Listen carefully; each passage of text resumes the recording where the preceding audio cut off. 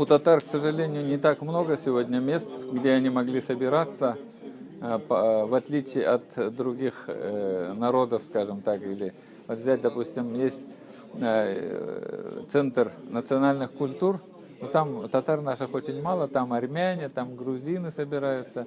Поэтому, конечно же, такие места для нашего народа, они необходимы, потому что татары, к сожалению, очень многое теряют сегодня.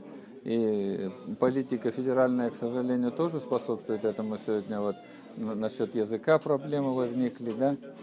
И вообще сама идентичность у татар очень проблема стоит, очень сложно. Поэтому татарам, конечно же, надо чаще собираться. Во-первых, вспоминать своих видных деятелей, на их примере, может быть, воспитывать свою молодежь, которая гордилась бы своим татарским происхождением, ну, не в ущерб, конечно, другим народам, это понятно, да, ну и, по крайней мере, хотя бы не стеснялась своего языка, который, к сожалению, очень быстро теряет свою актуальность для самих же татар.